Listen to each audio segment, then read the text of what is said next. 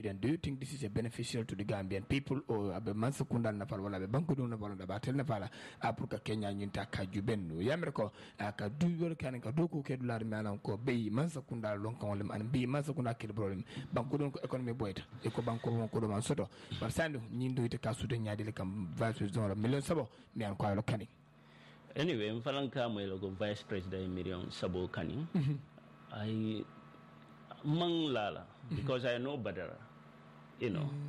Manglala nak, fonen na kaitoje, yeah. But mbafla ne atra yoleke. Definitely, anyante mira la banku dulale. Al-Qurra is, you know, well built. Before akina vice president yala, Al-Qurra mi alongo is well built, you know.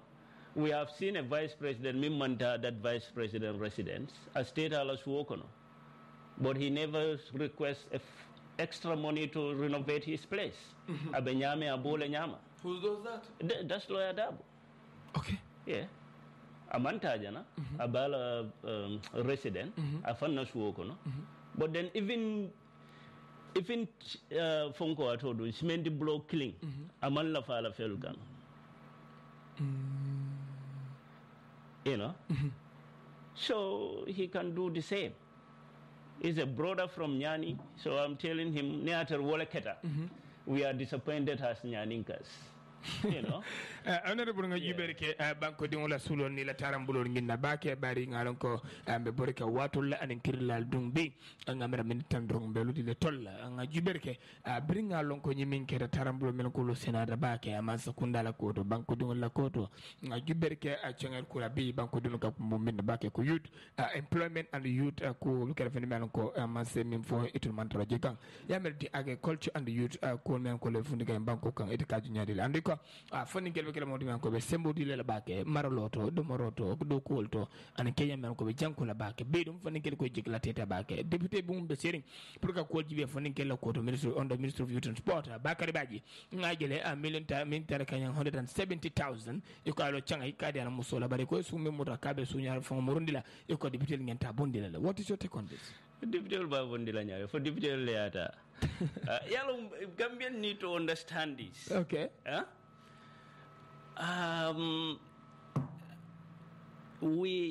the president, yeah, unless na constitution onye we murunang, min ya tenduko deputy falale say sotole, minister la tato. Then nena minister scrutinize najoko, you know, he's fit for the purpose. Now okay, at other minister yala another ku kalabantel kije, we can always call him back. You can understand. But lua me man sembo di la puriye ko, you know, ye process ta ye da ka process o nyinto, you know. So kuye ka dre ko dibidol le nyanda ka dibi. No man ye mem for no le keda. Sunya lolom. Bakar baji kabe for ababa mundile. Yeah, in shu okay, in shu ye sunya roke. Ye sumuda. I am Murundi. Now sign. In the police, I was a police officer. Nkasul mudale, you know, na fair recover ye mil sunya, na Murundi mariolka, but yet still we proceed in prosecution. And be luakatama. Yeah, luakatama. So wala ngafa yoko. The Inspector General of Police, anyanta kala mole de miya lonko amanya na loi kilina be nyimbanko ka minka Minister Jube. Minka wo doba jube mi yalon ko yino abe nyani shukuta o nyani dobo o loi clean ne bembe kantakan you know loi mi yalon ko wole be Banjul State House o loi clean wole be Mandina ring you can understand so mi yalon ko is the chief enforcer of those laws today is the commander in chief. That is the president and his police force. And who is the head of that police force? Is Abulai Sanyang. Ninkuoketa, be proactive and do the right thing. You come to Honey Minister of Tafloka in Bambang and Yanto Suplikatam. Yeah. What? You have all right. They will not do it, but they have the right to do it. Yeah.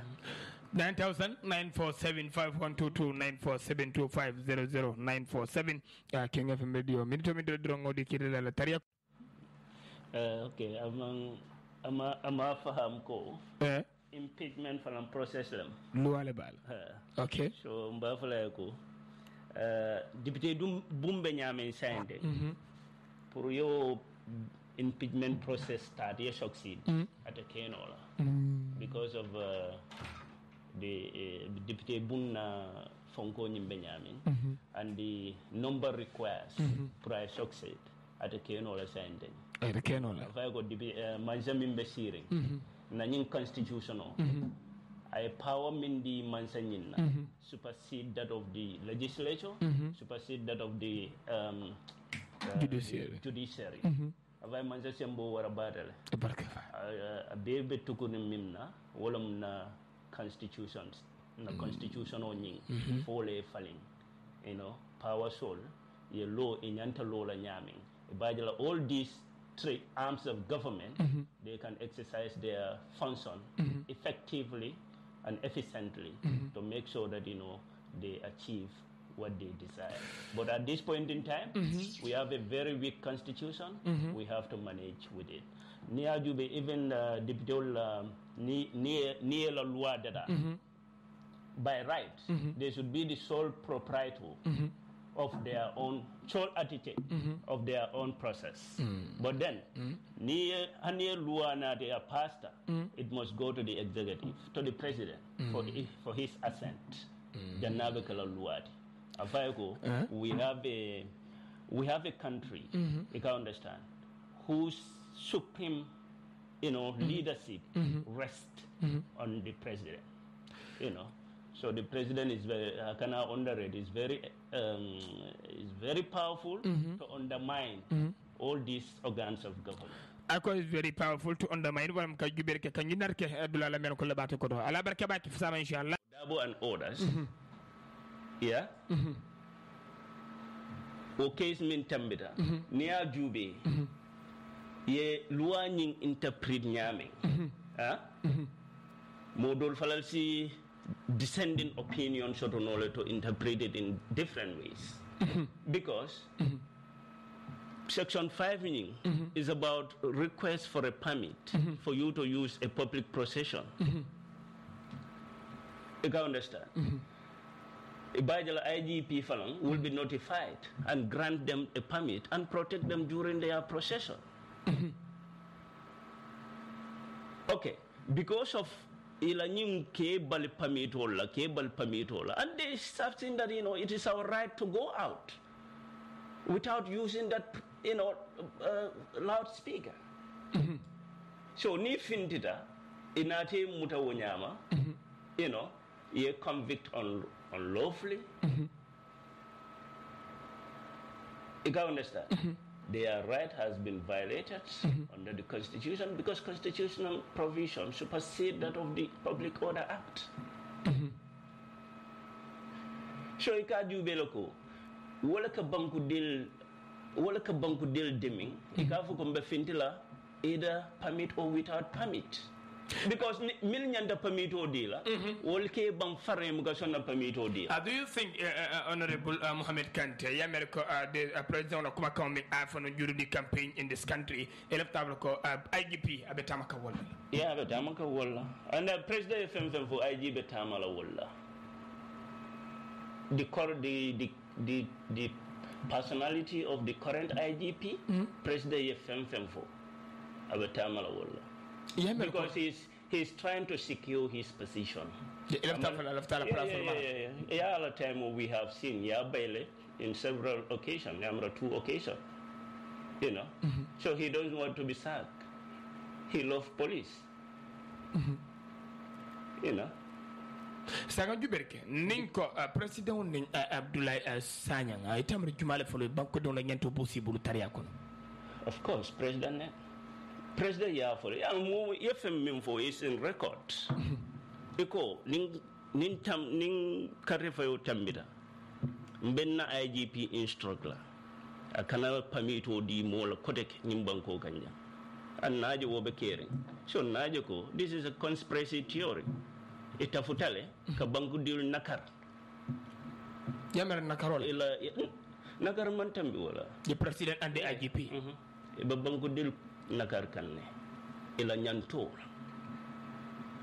nakar man tambal and for me it doesn't surprise me nim president kalo kafuko I instruct my security chief kamol bute fitino nabe keren kelo wala kafa nteoje wo mu hakilin taya ballot diam ballot in the side of the president because ikamil bute itela bol falal marakan ibela marakan ne koto yeah akamta Mr. Muhammed Kanteh député member siring me kawbe tesiri busumbalan koli ay tandi ko de president kuma kango min ay tandi nun akere fini di melan ko anen hakilo ma nyota Kenya to melan ko a fole nyama bring mol fundida pour que la sembo anen nyanto kata ka tamani nyimban ko kanga ngaje kono dranga nyimin keta Mr. Muhammed Dr. Kanteh ay tandi ko president Adam Barrow ni IGP yela place le jede ibari na jamfa ke banko dingol la nyanto la kata tinya nyala melan ko jumol ndi bake ko ke drong ako wonde ka banko dun force ka kuleke melan ko abe luatinya wala be kudo kala Muhammed nga jube ke nga fenje melan ko en sula baki anen kaji ko ka moy nga moy nyola ay mine fuji anen mine itibe mo sodla do you think nyimo felet melan ko dunia bunda ya banke on the continent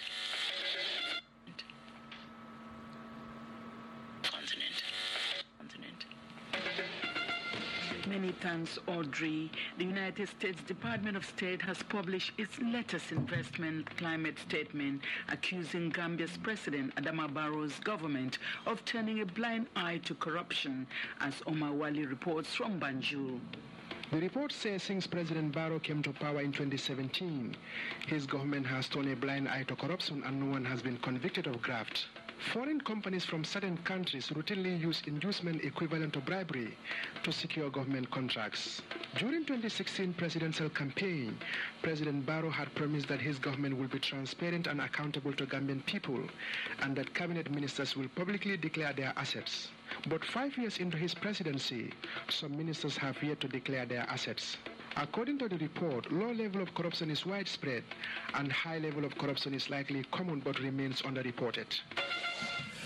Honorable Kanteh yenyi mwele mela ko daw dunia jaman bunda migre BBC la hala multi ya itandi do you think this is something mela ko to batala nyadil as a parliamentarian in this country ko man sa kunna be siring ko corruption ke defendi mela ko dunenta kono ko nunta kono ya duma kono itiba jena nyadile as a parliamentarian of this country wala mto nyadi corruption o mimbe nying banko kan ama mo kumba yeah corruption or bijan wala mto nyadi a mere fact of in fact establishing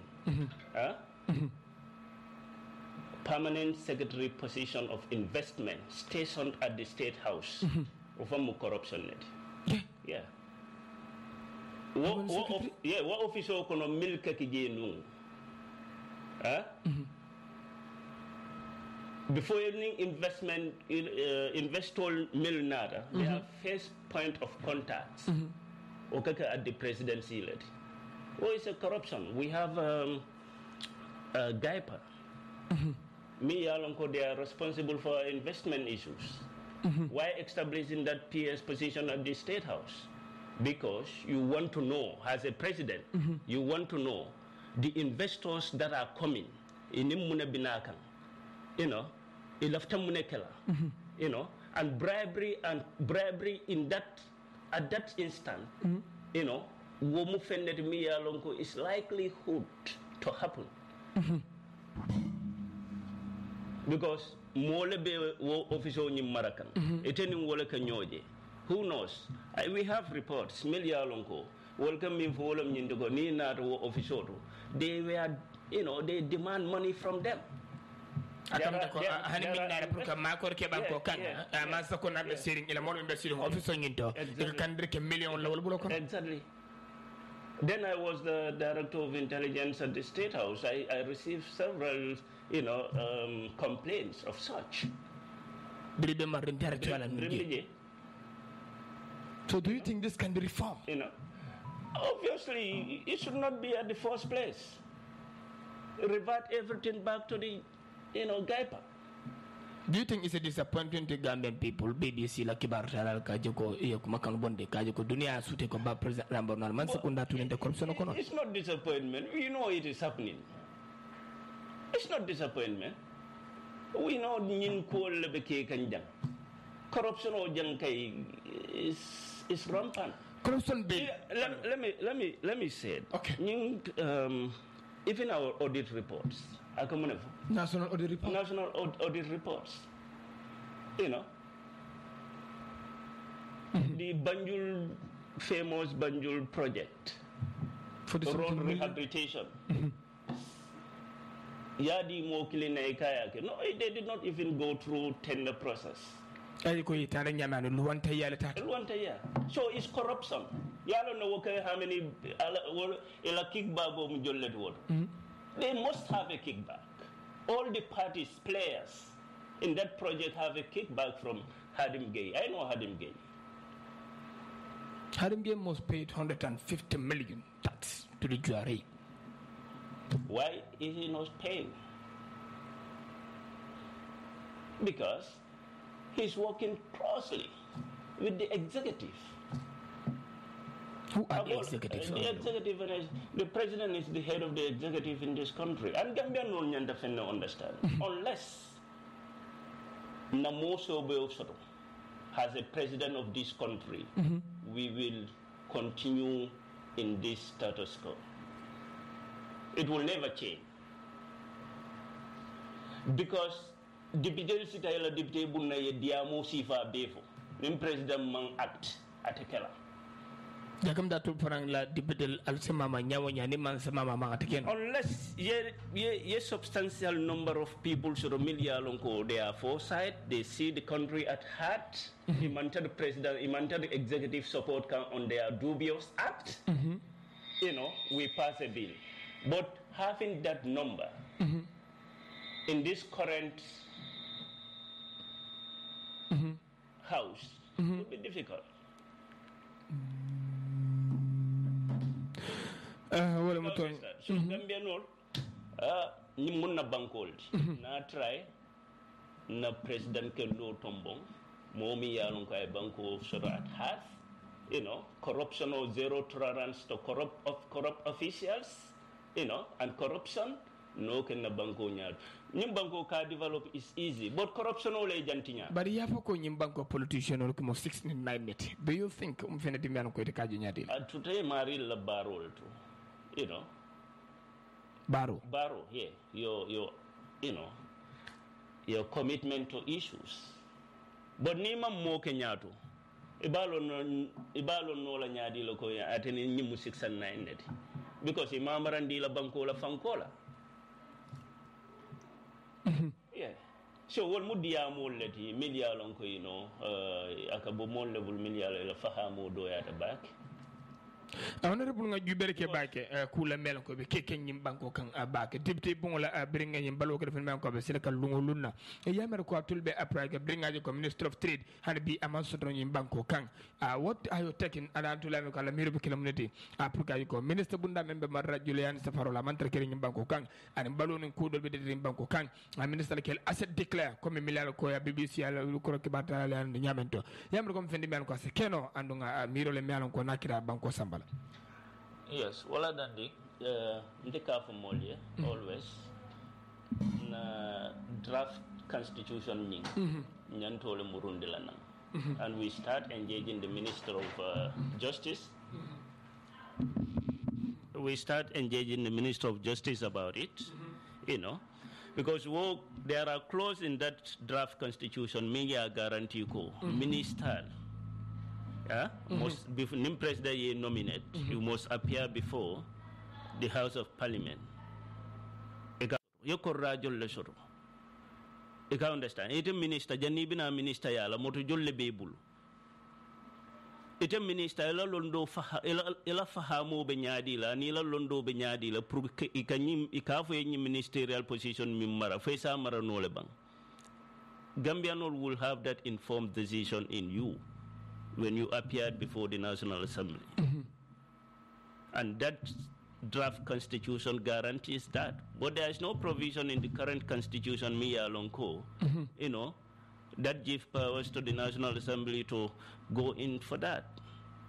Yeah,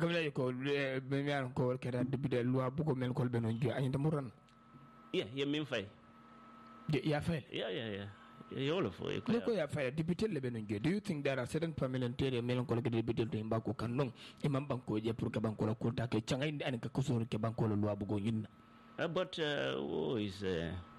is an open secret because what deputy lefam findi day ko ya file. So deputy mean kafindi kavo kon nanyin loi file. Dospino kono. Ya jelo we banko leje bang 5 executive leje. 5 president leje. So otuta banko dilbul. Honorable nga juberke biringa lon ko independent ni nara juberke karta fawla tarambulo nginna banko kanga ikira moti malon ko bari yesembendi fenna malon ko lafte ya ko ndi banko denma yesembendi fenna la kafuko a white envelope abetikan député bon yon kono fo jennan abe futale fanama do you think this white envelope mo fenna malon ko ya itande ko do ke jafara ba wala be banko don fenyola ni nara député malon ko telmo ibe fambulu ko independent yemer ko why do you think people shooting kafuko white envelope atata kati député bon yon kono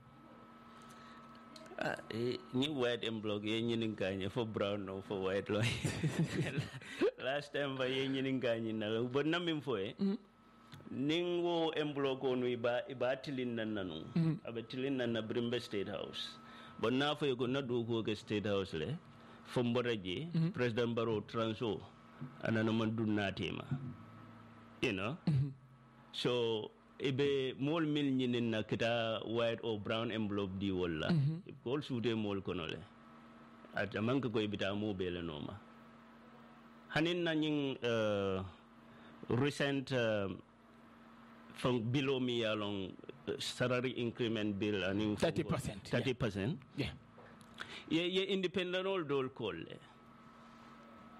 independent dol call ye call and wolle fan konte ko nyilye kolle you know but na min foye ni be député bu nay ka banko la interest banko dil la interest yi ko le follow jube itente call I know they will never call me but I am going to support the bill because 30% increment ning min bije at least abel fen la fala civil servant la jokan haram ate fen kanola coming ye promission min dila ye promise min dila ko it will be 100% hana mosi but 30% at least it is going to make it will pay a dividend. Honorable nga jubere ko 30% yo di mol la balu be sele kan nyasio be nyama modo la changair ka dafene be ko la de bakke ni mol yamoy ko min kero salli nyinti ala fatale balu ka cikale yamer ko salli ni balu la cikodo kon ato ko men jube je jenden albe kon kon dirkel 30% ngin ntole min jube je you know until people like me and others we are opting for salary restructuring you know ka salary beju be baje de gab nyim fam min bije the law anas aning you know million la salary siata thing as you know that gap can be breached you can understand ntol wala mun tol la idea okay but baron what kenola it will promise ko you know 100% ay man now okay no ye 30% nadi ntete ndalta bulalo député kono ka mol falal fondi 30% nyina because munem it is going to make some difference in their take home you can understand e ka fanya di ye demanding shoto wala fisa ye fo abela and nina nisa fengenola you know we vote against it but the same people million ko you know wolam the chief beneficiaries ibina min folo wolam nyinde ko you know nyin député you know at least government 30% increment fengele nyin député wolam mang shwala o falambe fala so ya fo you know mi ya lon ko ya fo ye nyi lesson tala but ye nyina shotoji na nyina shotoji wala nyi le bananta mam fen shoto fenang Because that bill, salary increment, and in Minnata, honestly, I don't support that. The official to open that two ministries, Minister of Digital Economy and Minister of Civil Service and Administrative Reform. I don't agree in the, I know for certain the president have a right to open any office within public service. It is right. But whether it is necessary at this point in time, no, it's not. Because those ministries are under a ministry that are functioning. Why are they, dissolving PMO and adding it up to this, adding and bringing it under this Ministry of Policy and Administrative Reform? When you have the PMO for ages, responsible for the activities that this ministry is set up to do. Very well.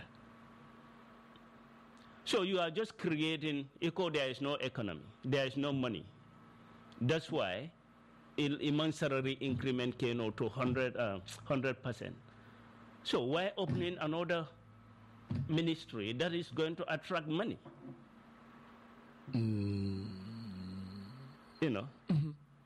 So that was I did not agree on that, honestly.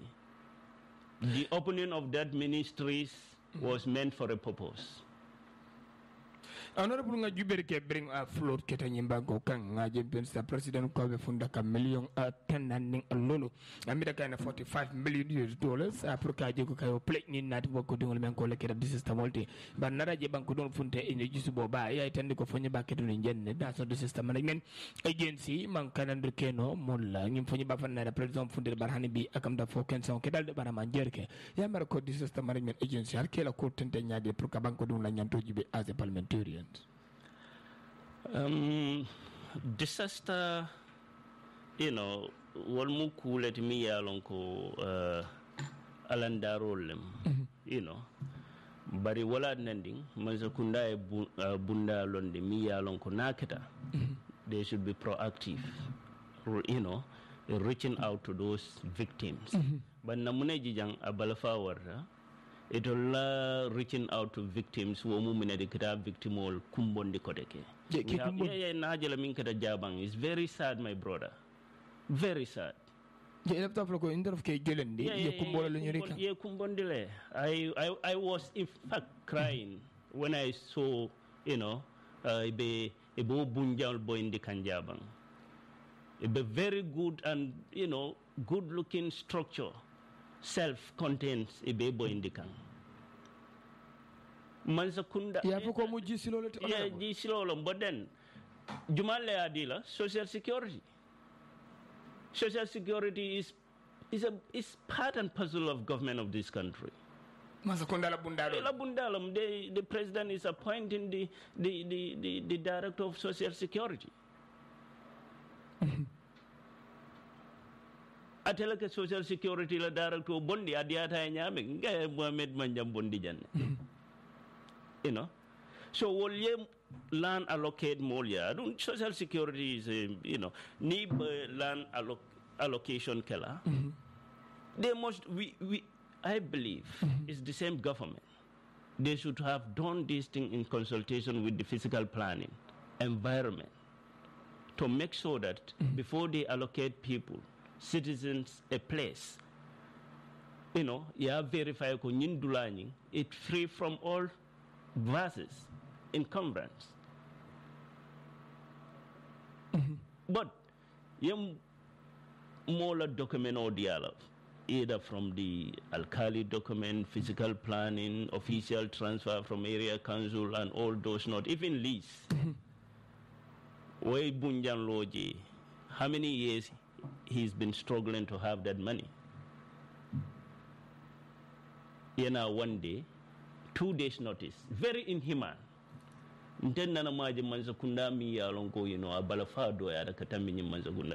Just 2 days notice, without creating a contingency plan, abe lala daming, abe setula daming, even a peaceful engagement. That should have been the first step they should have taken. Engage them. Emotionally, let them understand. This is what we will do, but obviously, this is what we will, we are going to provide for you people. No keda, amari ning kijoj, but balafa wara badal, honestly. Yaminke those flood victim la. Gioena ayela balwo be was out, ayela bumbe sinang, ila laral be, la almorol, ila telel be tinyada. Just to be seen, your government who should protect you, Wofalaena e bunyim falambe boindi. Honorable 𝒂𝒄𝒄𝒏 𝒔 the Vice President of the Republic of the Gambia, 𝒂𝒄𝒄𝒏 Chameleon Sabakani Pruka